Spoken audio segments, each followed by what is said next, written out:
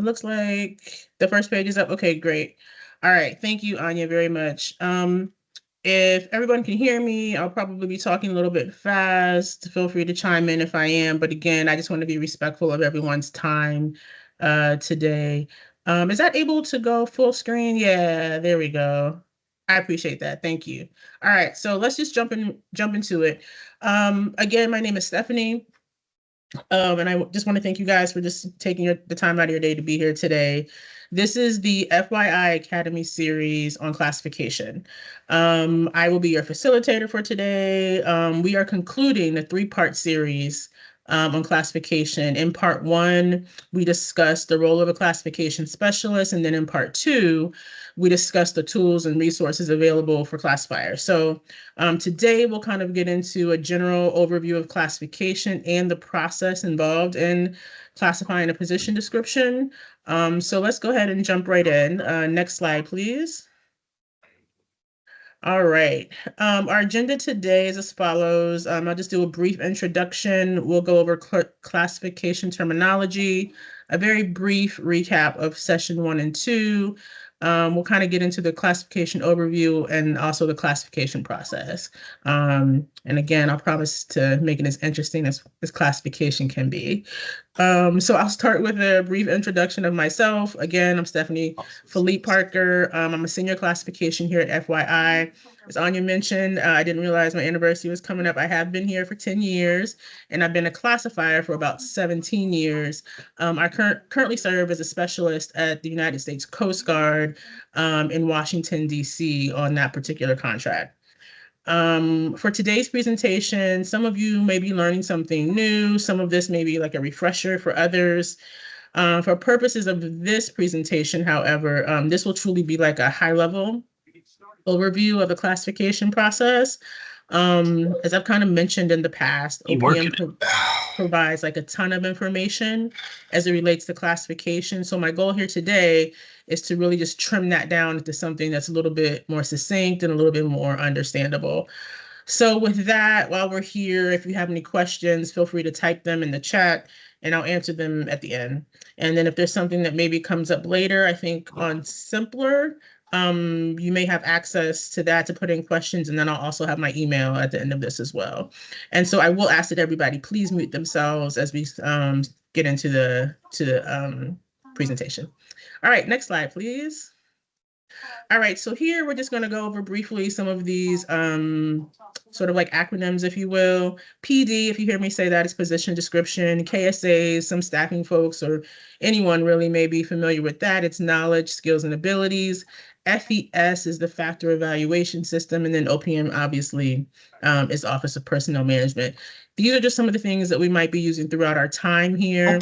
Some of you likely are already familiar with these, but I just wanted to just go ahead and give you a brief overview in case you hear me and use them interchangeably throughout today. Next slide, please. In a brief recap of session 1, we discussed what classification is. So I'll go over that again. Per the United States Coast Guard, position classification is a process through which federal positions are assigned to a pay system, series, title, and grade, or band based on consistent application of position classification standards. You will find that this definition is really just fairly consistent across all federal agencies. OPM dictates how you classify a position. All federal agencies follow the same standards and the same guidelines. And it really is just truly the process rather of how we determine what pay plan a position belongs to, what grade is it, what series does it belong to, according to the classification standards that are standardized. Next slide, please. Also in session 1, we went over the primary responsibilities of a classifier. The two roles, as I see it, are to evaluate the position and then to serve as advisors to hiring managers. Really, we just follow the rules to classify a position, and we guide others in making sure that those rules are followed. We discussed a little bit about how roles may differ at different agencies, but at the core, these are the primary responsibilities of a classifier. Next slide, please.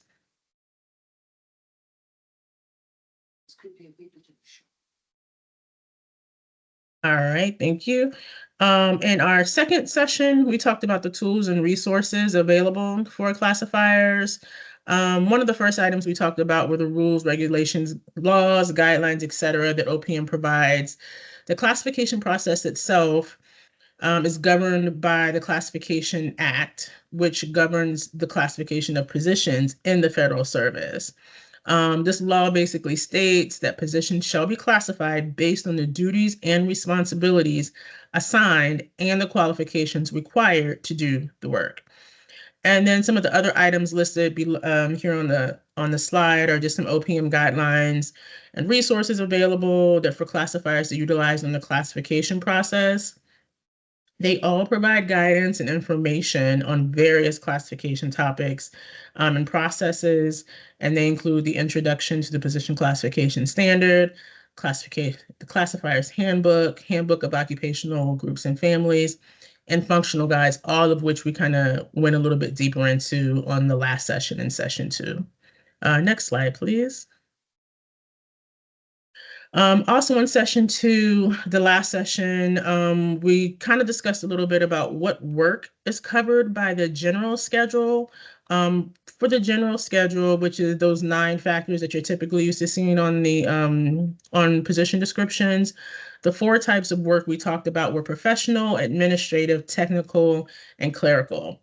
We did discuss a little bit about the requirements for each of these types of work, and we gave like a few examples of each category as well. And so just a note for today's session, we'll just be focusing on the general schedule, which is typically that office work that I just mentioned, versus the wage grade, which is the labor work, the blue collar work, things of that nature. Next slide, please.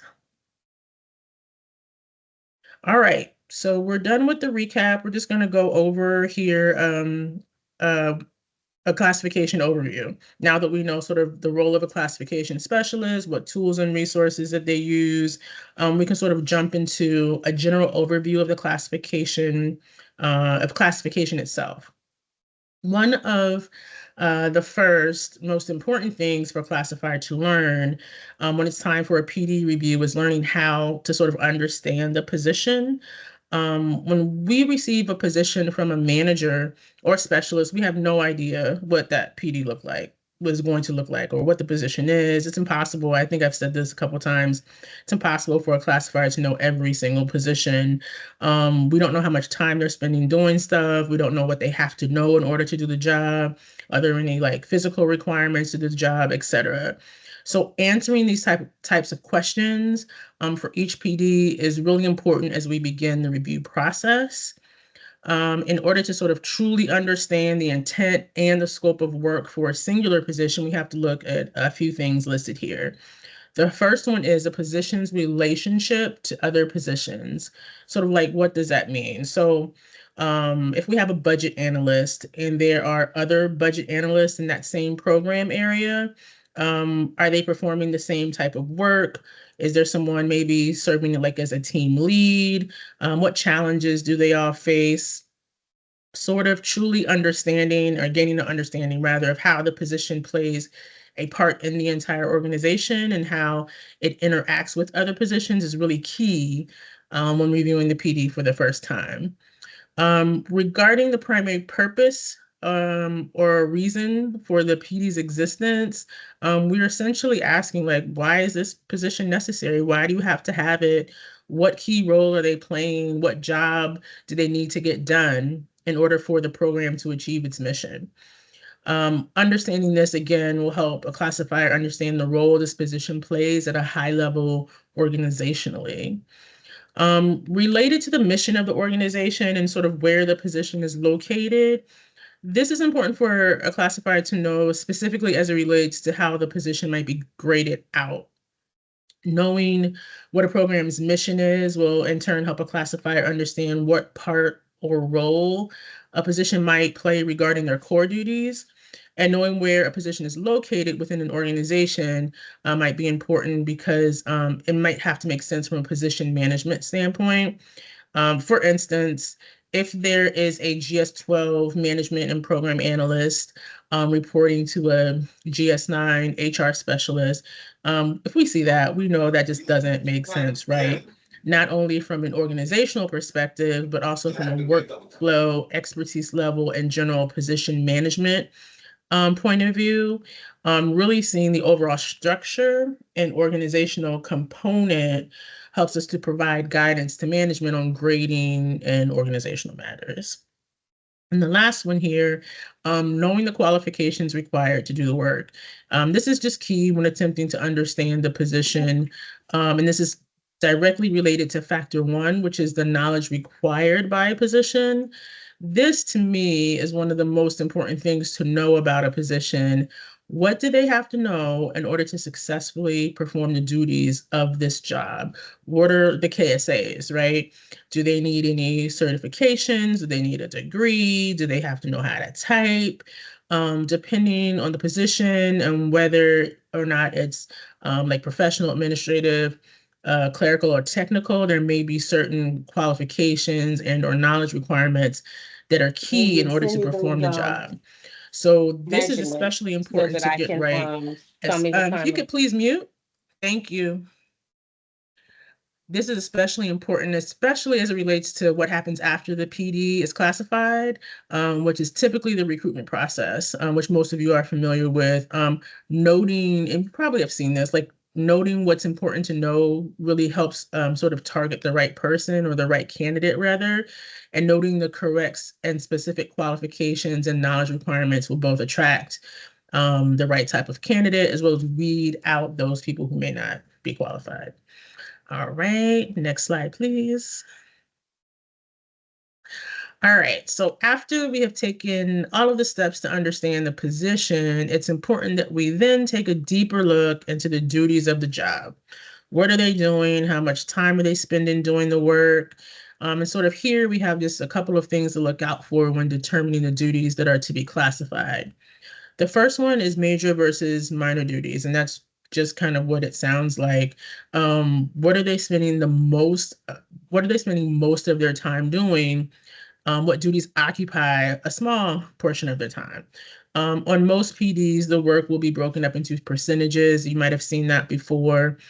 For instance, like an administrative assistant or specialist may spend like 40% of their time doing office work, 40% of their time doing some reports, and maybe like 20% of their time doing like managing a calendar, right? So in this example, the major duties would be the office work, the office management work, and then the reporting, while the minor duty would be that calendar work.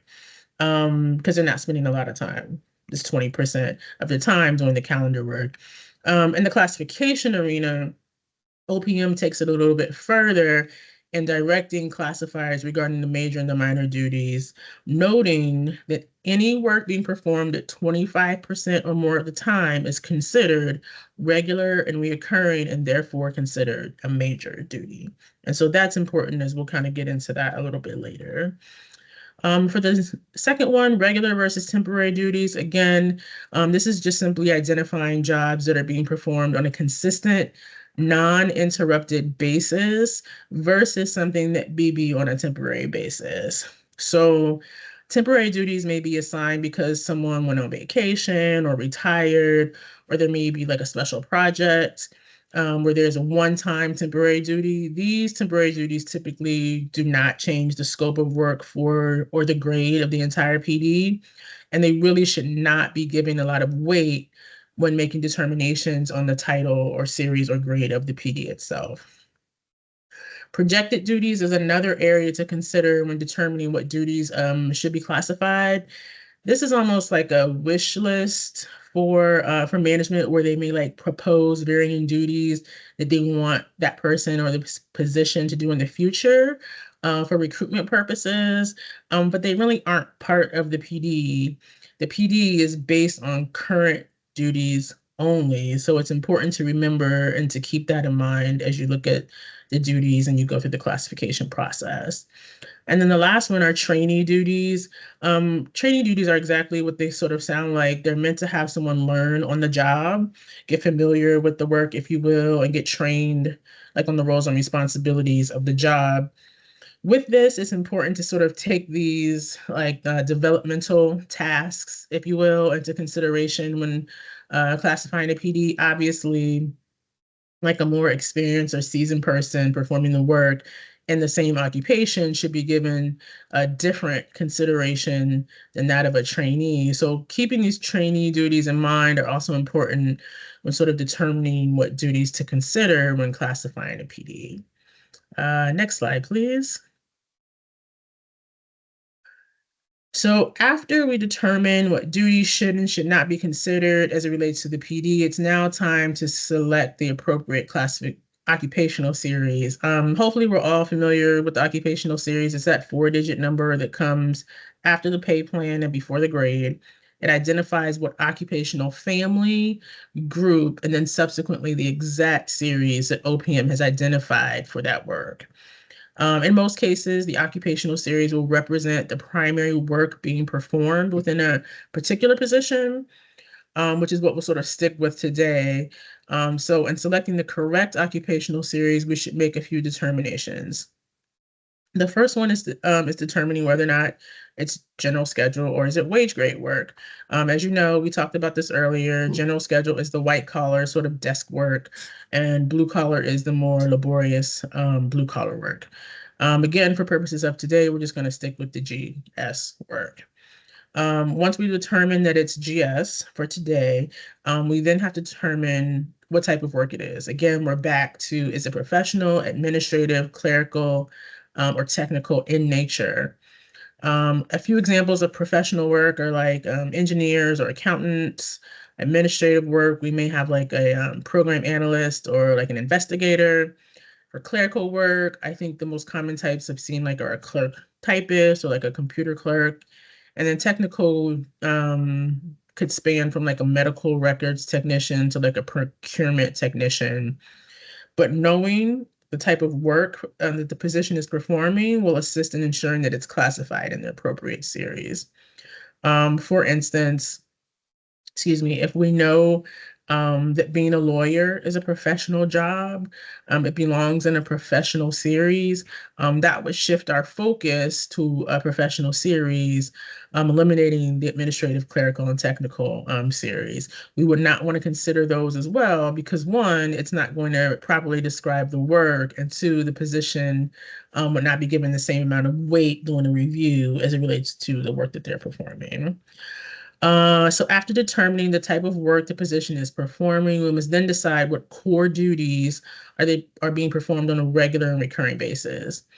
As we just kind of talked about, OPM deems any work being performed at 25% or more to be considered a major duty.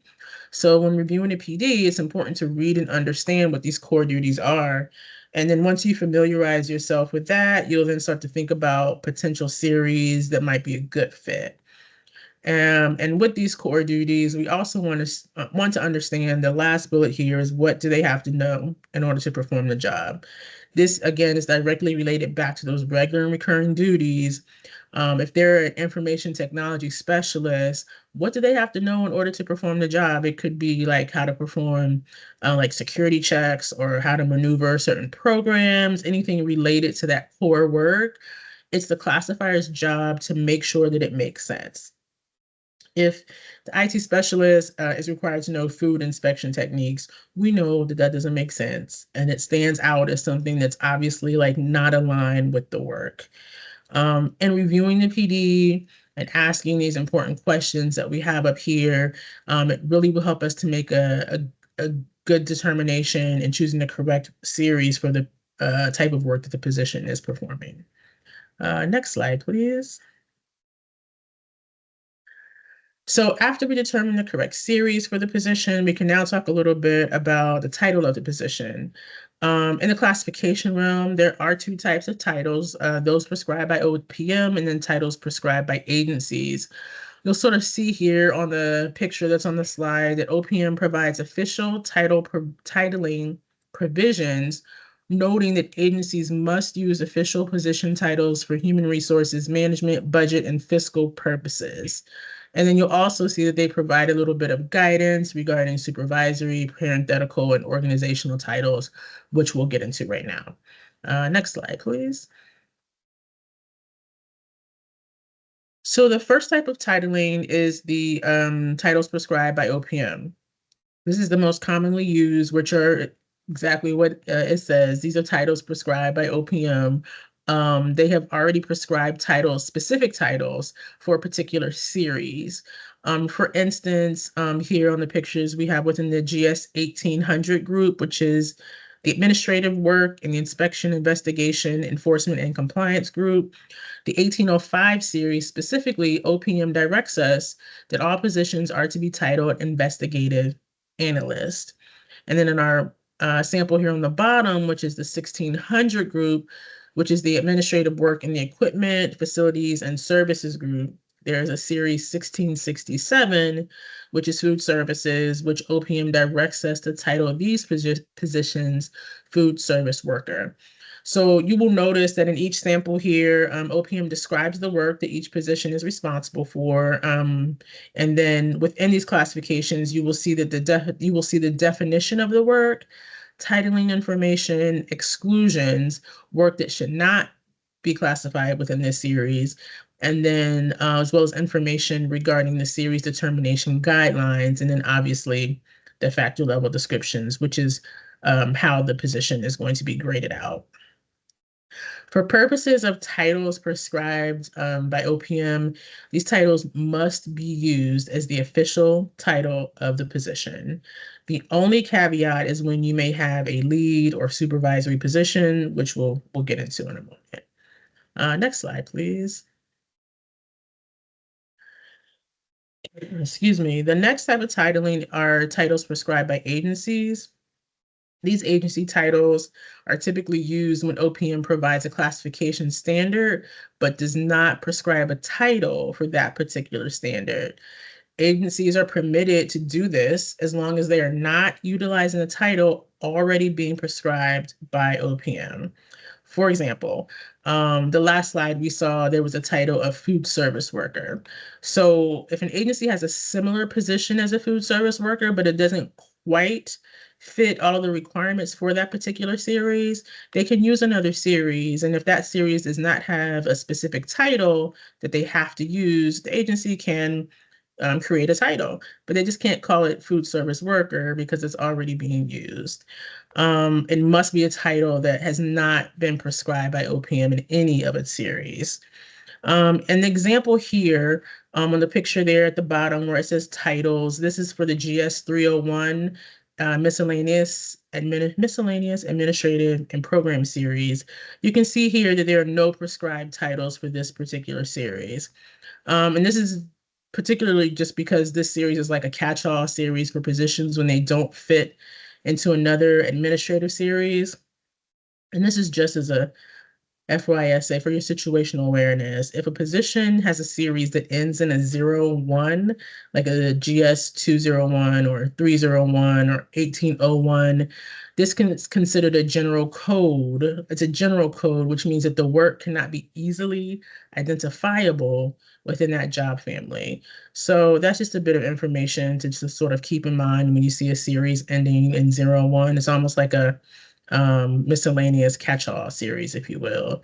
So anyway, in this particular example here under title GS 301, you'll also see that OPM has provided some guidelines around creating organizational titles, warning against using the word administrative within a title, and they provide varying other like guidelines when it comes to coming up with a good organizational title to describe the work.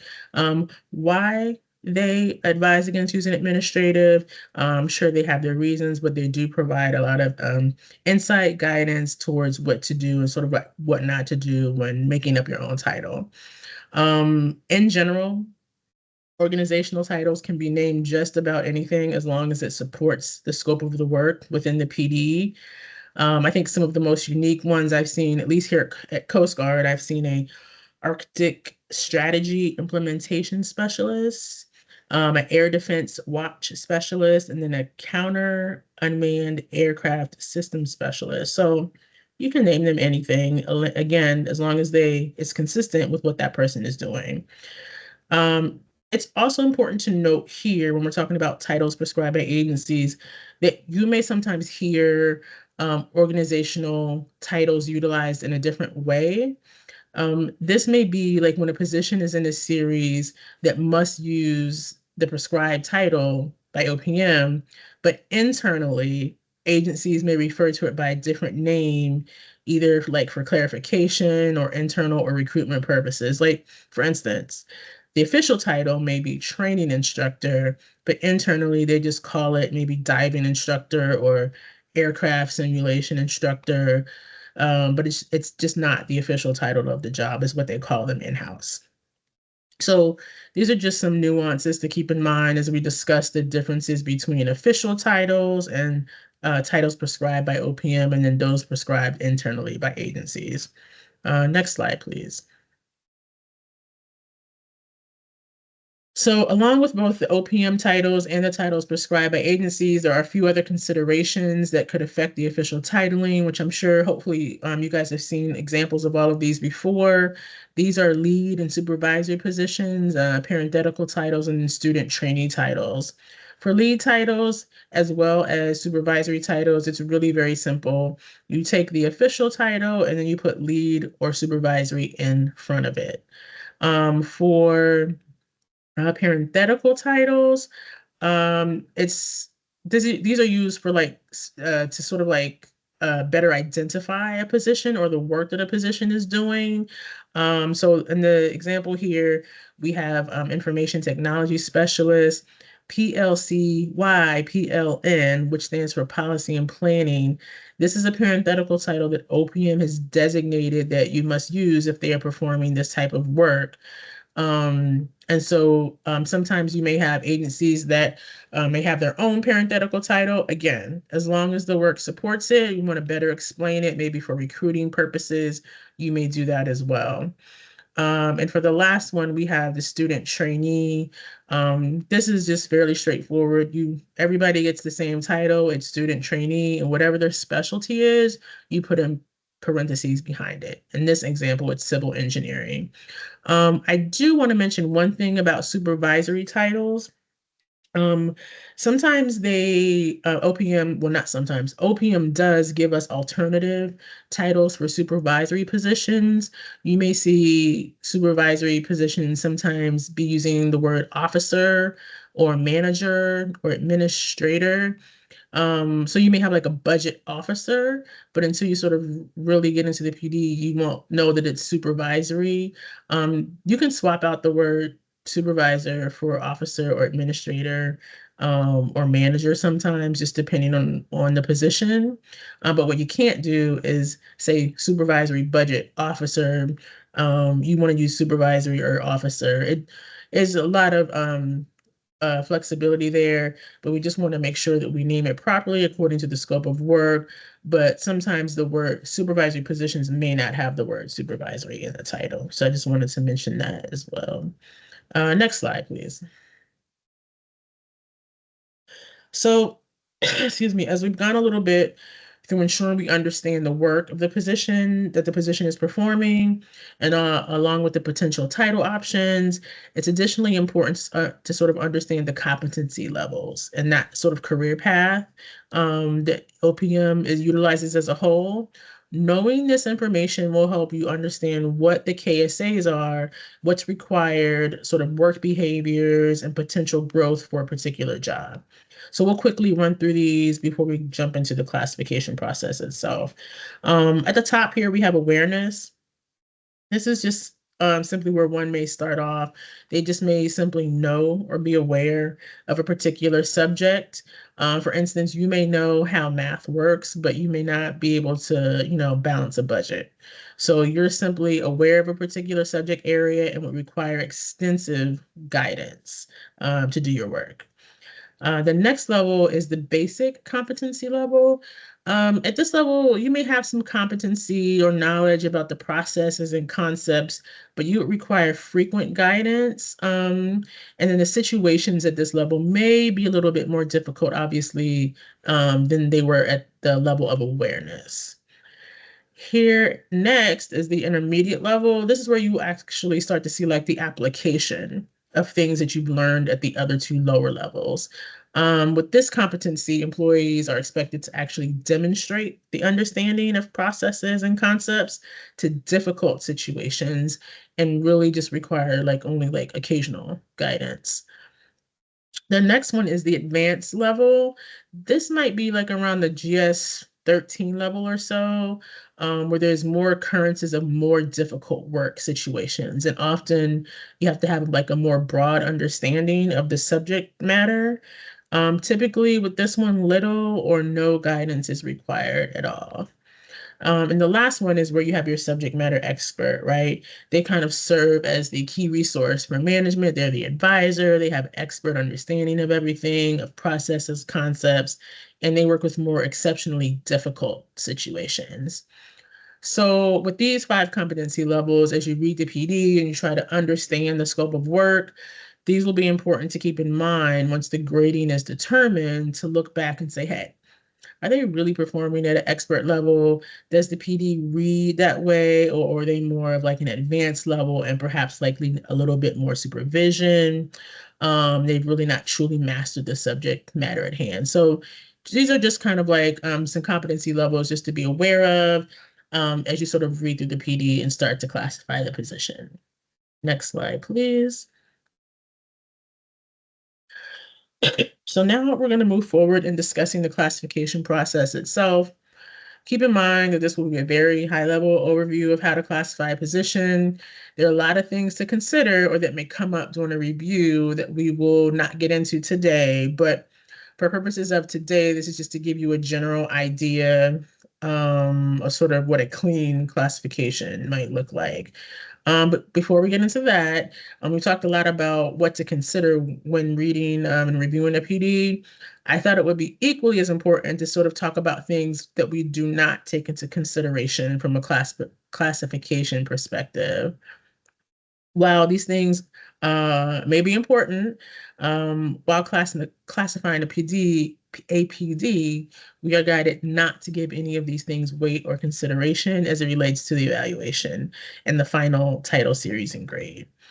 Volume of work is the first one. One thing that probably matters to all of us, employees, managers alike, is employee workload.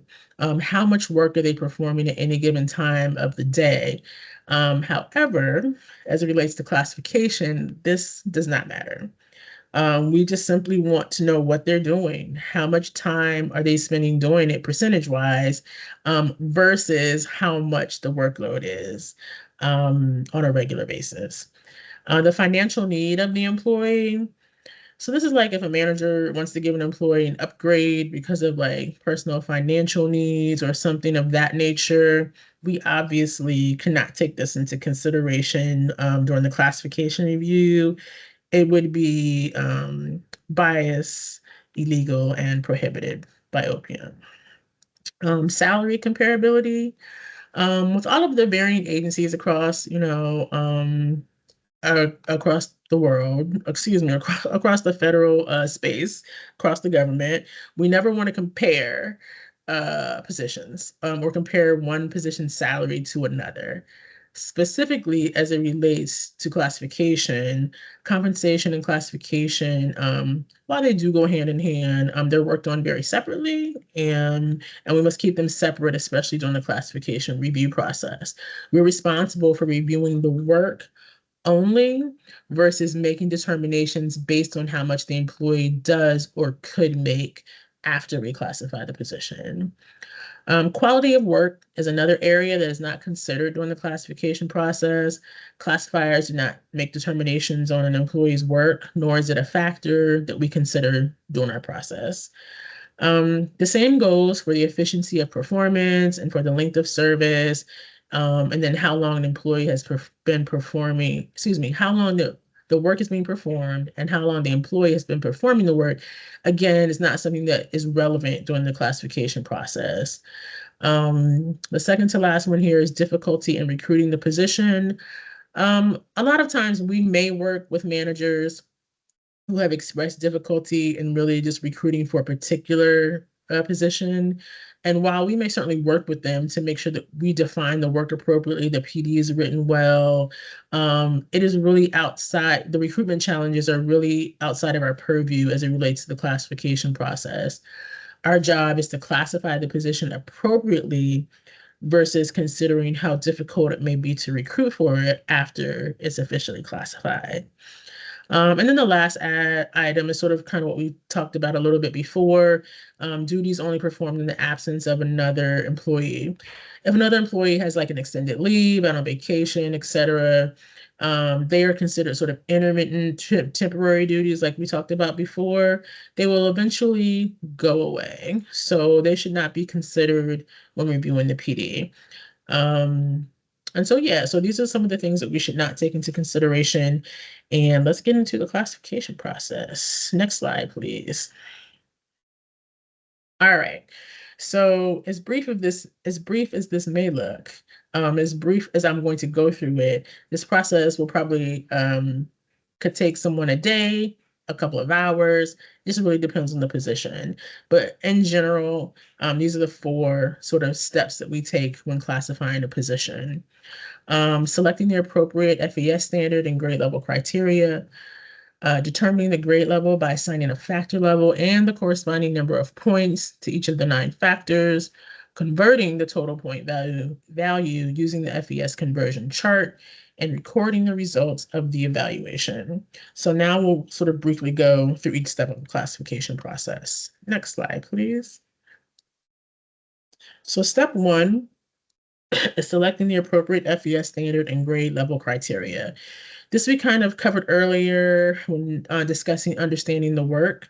Once you have read and understand the PD, the scope of work, the knowledge and skills, and what's required to perform the job, you must then determine the best series that will fit this particular scope of work. Again, for today, we're just going to assume that everything is straightforward. The duties are straightforward, and you know exactly what series this is going to belong, the position is going to belong to. Here on the slide here, we just have a sample of possible series within the medical, hospital, dental, and public group, along with the veterinarian group, medical science group, and then the engineering and architectural group. As you can see, just by the sample alone, which is just one page, OPM provides quite a few options as it relates to the available series. I was actually going to count how many series are available. I didn't have that kind of time, but it's a lot. There are a number of them to choose from in each group and each family. So making sure that we take the time to really understand each one and we take the appropriate steps in truly understanding the position and the entire scope of work is really going to be help us in making the appropriate determination regarding what series a position should be placed in. Next slide, please. Step 2 is evaluating the position to determine the grade level by assigning factor levels and the corresponding number of points to each of the 9 factors. In the previous sessions, we discussed a bit about the 9 factor levels, which you see here. So we'll be dealing strictly with these today, obviously with the FES system. We also did briefly discuss that there are other ways that a position can be evaluated, but FES is the most commonly used. So here you see the 9 factors listed out: knowledge required, supervisory factors, guidelines, complexity, scope of work, personal contacts, purpose of contacts, physical demands, and work environment. All of these are pretty self-explanatory. But just in case, number 5, factor 5 is scope and effect. What is the purpose of the position and why is it important? So otherwise, these are pretty self-explanatory, and we go through and grade each of these 9 factors, and we'll sort of get into that right now and how we do that. Next slide, please. So in determining the grade level by assigning a factor level and this corresponding number of points, this is kind of what that looks like. On the sample on the left, this is taken from the GS 0950 paralegal classification standard. Within that standard, each of the 9 factors will have varying levels and associated points like you see here related to them. And the sample specifically, we're looking at factor 2, which are the supervisory controls, which essentially discusses how independently a position works, who they report to, etc. You will see here on the sample that there are two levels listed. There could be more, likely are, but you have like level 2-1 and level 2-2 with the associated points. Our job is to read over each of those factor levels and determine which one is the most aligned with what is in the PD. We don't want to assign a level that's too low or too high. The work of the position must fully meet the overall intent of the selected factor in order to warrant that level being assigned. Must fully meet it. So once that determination has been made, you will simply note the level that you chose and the associated points on the evaluation form, which we'll get into on the next slide. On the right-hand side, same standard, just two different factors here. It's just the work environment, and you'll see those two levels listed there. So on the next slide, please. Here is where you just jot everything down. This is the FES evaluation statement tool, and I'm making this sound like, you just write it in, but no, it takes a lot for you to sort of get here. This is a tool utilized to note which factors and their associated points were chosen for a particular position. You'll simply note it down for each of the 9 factors, and then at the bottom of the page, total them up, and you say what grade it corresponds to. So how do we know what grades go with what number of points? That's on the next slide, please. So here, which we have step 3, which is converting the total point value using the FES conversion chart. This chart is standardized. It does not change for each standard. It's to be used for every position utilizing the FES system, which are those 9 factors. So this chart looks simple, but as we just kind of went through, it takes a lot of work to get here to this point. OPM provides point conversions for grades 1 through 15. And this is how we determine what a grade will be after reviewing the PD, after choosing the appropriate series, choosing the title, after evaluating against the series, and then assigning it its appropriate grade level and factor points. Next slide, please. The final step is record the results of the evaluation, not just on the FES evaluation form that we just used to total the points, but also just by creating an actual evaluation, which is several pages just sort of supporting and justifying how you got to the grade, why you got to the grade, why you chose the title or the series, what title, etc. This evaluation must be accompanied with a classified PD, not only to support the work that was performed and the grading of the PD, but to also have a record of the work. This is important just in case there's like an audit or an appeal or something of that nature. You have to say how you got to the title, series, and grade, and this is the evaluation is sort of how you justify that. So it's essentially a comprehensive write-up that discusses why a particular series and title were chosen, and again, why each factor got each level, which points.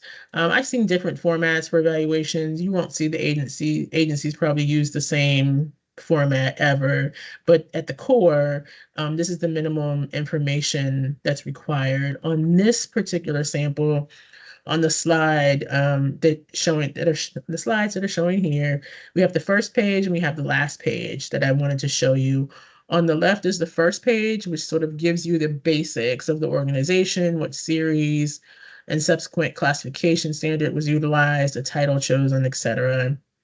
And it just kind of goes into the factor levels and the points assigned.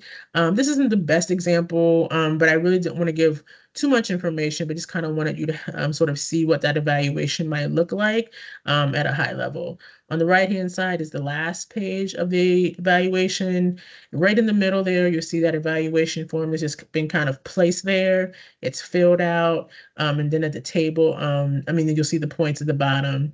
Below the table, you'll see the conversion of the 2505 points and how it transfers to that GS11, because the GS11 range is between 2355 and 2750. So the rest of the stuff on the bottom here of the evaluation, you may or may not see, depending on what agency you might be at. They have FLSA and bargaining unit things and things of that nature, which you may or may not see, depending on what your evaluation looks like at your agency. Next slide, please.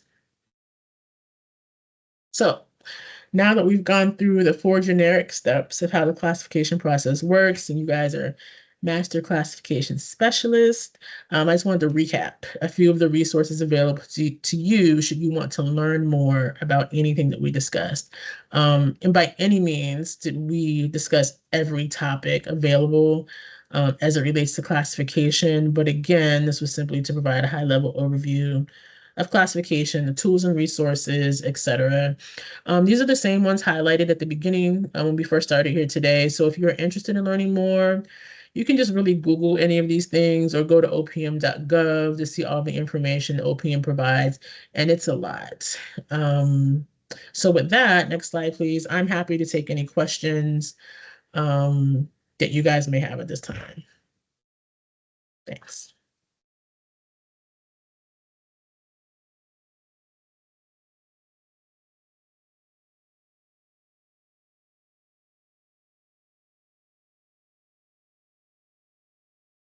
All right. So, oh, thank you, Anya. That also, here's my information. If anyone has any questions, feel free to reach out to me. There are some other excellent classification specialists that are also with FYI. So between us, we can help you with whatever questions you may have, no matter what agency you're at. We're also always just willing to help out in whatever capacity we can. So yeah, if there's no questions, I don't know, Anya, did you want me to wrap up? I have a We have a question. hand. Oh, I'm so sorry. Yes. Hi, can you hear me? Yes. Okay. I do have a question. So Mhm. maybe I missed it. Did you mention how, or maybe you mentioned in another class, but if there's a position, right? And it's not, how do you, basically what I'm trying to find out is how do you figure out when someone is moving from one type of, like, you have a pay plan, like, so if somebody is an AD versus a GS. Hmm. At what agency are you at?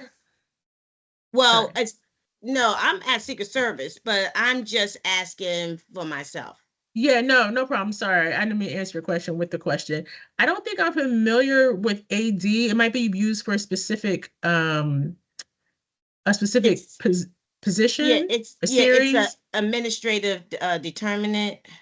I've seen it. Yeah, and I think some agencies use it most. That's why I was asking. Like some agencies use it most, but that's an internal OPM, I don't think makes determinations about that. Agencies have to be able to determine how people switch from GS to AD.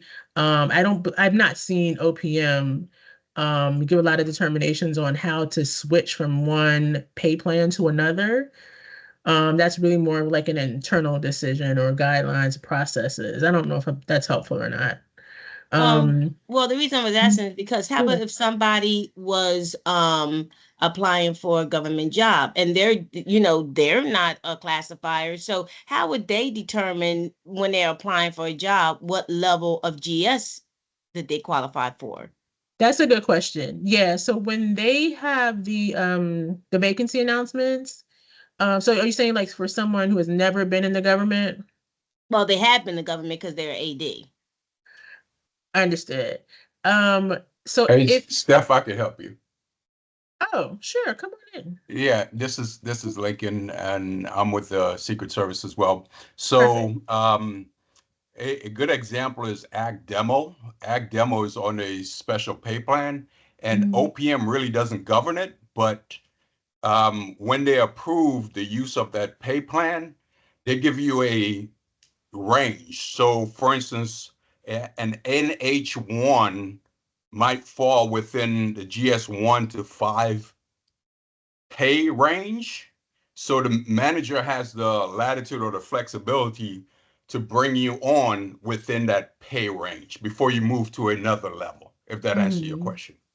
Yeah, I just wanted to know as a person, you know,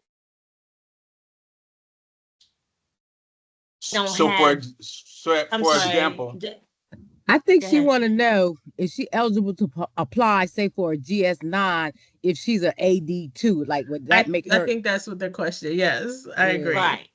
Certainly, if you fall within that pay range. But that's what I'm saying. How do you determine that as a layperson? Or the Yeah, Like applicant. I'm not in classification. right. There's not a. I know for Ag Demo, there. If you go to the Ag Demo site, you'll get a pay Okay. chart to give you the range. But for other Mhm. pay plan, I don't think there is a published range. Not that I know of. Mm. Yeah. I've not seen it, but I do understand your question. I don't know. And I always, because now I want to help you find the answer, because I don't know a specific answer to your question, because for classification purposes, that's more like a recruiting, almost qualifications kind of question. Okay. Would you mind if I take it offline and ask someone to maybe get back to you? Oh, sure. Yeah, because I would love to help you. And so do you have an FYI email address? I'm just gonna note. If not, I'll get it. Yes. I got you. Don't worry Mhm. about it. Erica, gotcha. Okay. Yeah, because I would like to actually know myself, but I think that's definitely more of a qualifications question vice classification. So I'm sorry I couldn't be more helpful, but I'll be in touch. Oh, thank you. Of course. Stephanie, this is Demetrius Wilson. I have a question. Hey, Demetrius. Okay. So, what would you recommend to an employee who's looking to transition from another part of HR into classification, or yeah, they're either younger or newer in their career, maybe looking at getting the classification. What can they do now to prepare for that, or what steps did you take? Yeah, good question. So if someone is already in human resources, staffing or benefits or whatever, my suggestion is always just to sort of find someone that works in classification, sort of, I don't want to say shadow them, but talk to them, find a mentor. If you're not and you haven't not been in the government, take those classes that are offered. I always just say take those classes. So the two recommendations would be to find a mentor, find someone that can sort of really help you, guide you. But in order to sort of dig deep and really learn classifications, you really have to be present in those classes that they offer. And the classes, I think, it's like beginner, maybe intermediate. I'm not sure how they do it now, but I think it's through you guys have seen those classes out there. I forgot who offers it, but there's tons of them. And how I got into classification, I thought the work looked interesting. And I just kind of, to be honest, I fell into it and I found a really good mentor to sort of walk me through it. And then I didn't look back. So, and sometimes people just don't want to do it because they don't understand it. So it gives really sort of good stability and continuity as far as like if there's not a lot of classification specialists, people might be, buying for you and it makes you really able to add value at different places. But yeah, that would be my suggestion. Find a mentor and take classes. Thank you. You're welcome. I'm sorry I didn't see any hands and stuff. Does anybody have any other questions?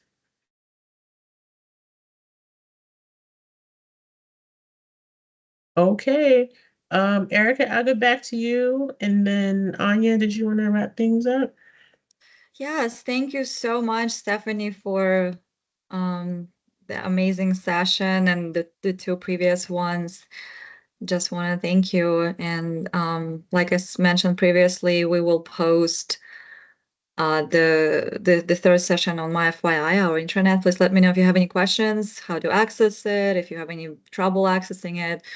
So the recording will be on my FYI. Which essentially, eventually ends up on YouTube, right? I think is what I. So what yeah, I we uploaded into YouTube and then we Okay, uploaded to my FYI, so it will be perfect. YouTube. Awesome. We're So, famous. yeah. All Yeah. right. Thank you guys so much for your time and letting me do this last couple of sessions. Everybody have a great weekend. Thank you so much, Thanks, everyone, for Stephanie. attending. All right. Stephanie. Thank you. All right. Thanks. Bye. Thank you. Bye-bye. Thank you. Thanks.